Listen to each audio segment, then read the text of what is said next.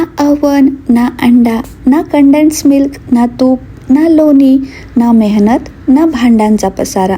फक्त मिक्सरच्या एका भांड्याचा वापर करून घरच्या साहित्यापासून एकदम परफेक्ट रवा चॉकलेट केक, आणि तोही बेकिंगचा टाइम सोडता फक्त 10 मिनिटात बनवून तयार होतो. आणि आज मी अशा काही टिप्स अँड ट्रिक्स सांगणार आहे ज्यामुळे हा रवा चॉकलेट केक पहिल्याच प्रयत्नात एकदम परफेक्ट बनून तयार होईल. आणि अगदी 100% गॅरंटी, तुम्ही एकदा का हा केक बनवून पाहिलात तर यापुढे कधीच बेकरीतून केक विकत आणणार नाही, इतका हा केक यम्मी बनतो. शिवाय चॉकलेट केक असल्यामुळे लहान मुलांनाही खूप आवडतो.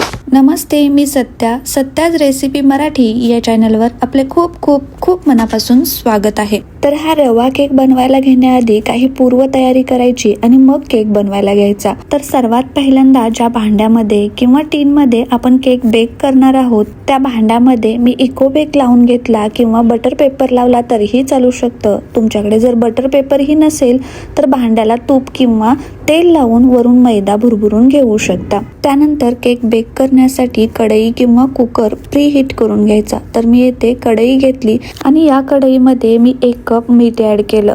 तर हे मीठ मी पूर्वी यूज केलेलं आहे त्यामुळे काळपट दिसत आहे. कढईमध्ये मीठ नाही वापरलं तरीही चालू शकतं, पण मीठ वापरल्यामुळे अगदी कढईत सर्वत्र हीट पसरते आणि मस्त असा केक बेक होतो. आता कढईवरती झाकण लावून मंद गॅसवरती प्री हीट होण्यासाठी ठेवून देऊ आणि तोपर्यंत आपण केकचं बॅटर बनवायला घेऊ. आता हे केकचं बॅटर आपण मिक्सरच्या भांड्यामध्ये बनवून तयार करणार आहोत, त्यामुळे मिक्सरचं भांडं घेतलं आणि यामध्ये 1 कप रवा ॲड केला. तर वजनी प्रमाणात 200 ग्रॅम हा रवा आहे. तर तुम्ही मेजरमेंटसाठी घरातील अशी कोणतीही वाटी घेऊ शकता ज्या वाटीमध्ये 200 ग्रॅम रवा बसेल. त्यानंतर हे बॅटर आपण मिक्सरमध्ये तयार करणार आहोत, त्यामुळे जाड किंवा बारीक कोणताही रवा वापरू शकता. आता ज्या वाटीने आपण 1 वाटी रवा घेतला त्याच वाटीने अर्धी वाटी साखर ॲड करू.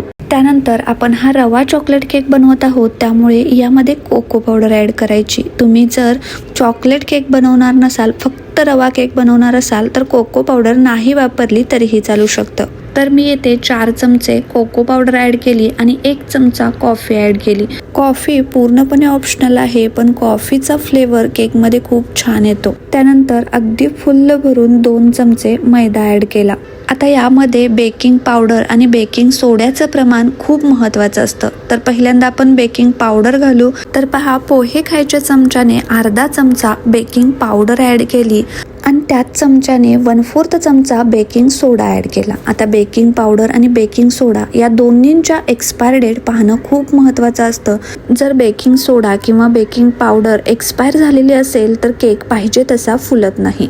आता हे असंच मिक्सरमध्ये फिरवून बारीक करून घेऊ आणि आपलं हे केकचं प्रीमिक्स बनून तयार झालं. आता हे केकचं प्रीमिक्स आपण स्टोअर करून 2 ते 3 महिने ठेवू शकतो आणि आपल्याला जेव्हा पण केक बनवायचा आहे तेव्हा वापरू शकतो. चला, आता आपण या प्रीमिक्सपासून लगेचच केक बनवून घेऊ. आता या प्रीमिक्समध्ये आपण ज्या वाटीने रवा मोजून घेतला होता त्याच वाटीने 1/3 वाटी खाण्याचं तेल ॲड केलं, म्हणजेच पाव वाटीपेक्षा थोडंसं जास्त तेल घेतलं आहे. त्यानंतर त्याच वाटीने 1/4 म्हणजेच पाव वाटी घट्ट आणि फ्रेश दही घेतलं. तर हे दही जास्त आंबट नसावं, एकदम फ्रेश असावं. आता सर्वात शेवटी यामध्ये अर्धी वाटी नॉर्मल टेम्परेचर असणारं दूध ॲड केलं आणि आता हे केकचं बॅटर मिक्सरमध्ये चांगलं फिरवून घेतलं. आणि या बॅटरची कन्सिस्टन्सी पहा, एकदम फ्लोईंग कन्सिस्टन्सी आहे. तर ही बॅटरची कन्सिस्टन्सी अशीच हवी. जर यापेक्षा जास्त पातळ झाली तर केकमध्ये बसतो. आता हे बॅटर तयार झाल्यानंतर यामध्ये सोडा, बेकिंग पावडर ॲक्टिव्ह आहे तोपर्यंतच या तयार टीनमध्ये ओतून घ्यायचं. म्हणूनच मी पहिल्यांदा केकच्या टीनमध्ये बटर पेपर लावून घेतला होता आणि कढईही प्रीहीट होण्यासाठी ठेवून दिली होती.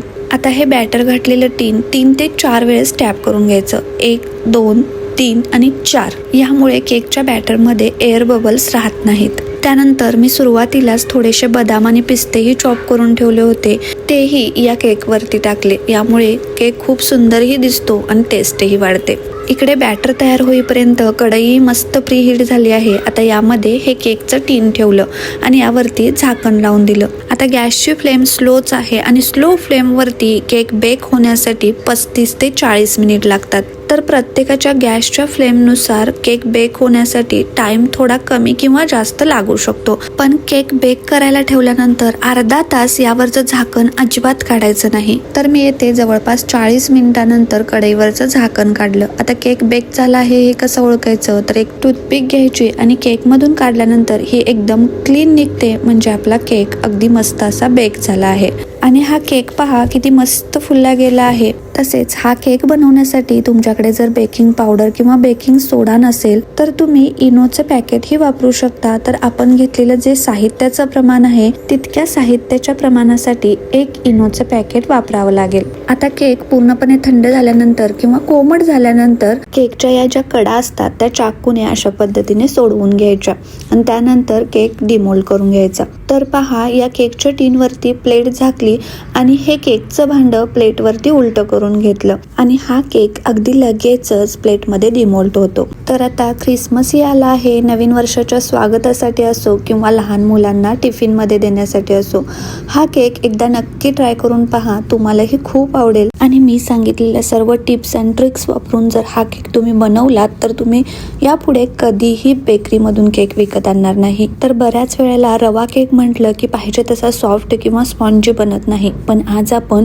मिक्सरमध्ये रवा बारीक करून बॅटर बनवला आहे, त्यामुळे हा केक एकदम स्पॉन्जी आणि सॉफ्ट बनला आहे. एवढंच नाही तर केक अजिबात कोरडा झालेला नाही, छान असा मॉइस्ड आहे. आणि केक कट केल्यानंतर पहा किती हलका बनला आहे ते. तर हा केक असाच खाण्यासाठीही खूप छान लागतो, पण तुम्ही यावरती क्रीम किंवा गनाश किंवा लिक्विड चॉकलेट ही ॲड करू शकता. तसेच या केकच्या तुमच्या आवडीनुसार स्लाइस कट करून ठेवू शकता. तर मी अर्ध्या केकचे 2 पीस करून घेतले आणि राहिलेल्या अर्ध्या केकचे छोटे छोटे पीस करून डब्यामध्ये भरून ठेवले.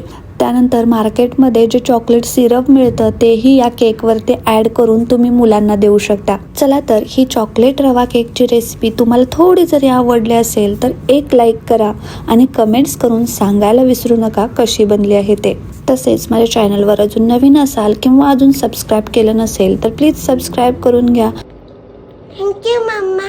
फेसबुक पेजवर पाहत असाल तर फॉलो करून घ्या. थँक्यू, बाय बाय, परत भेटू.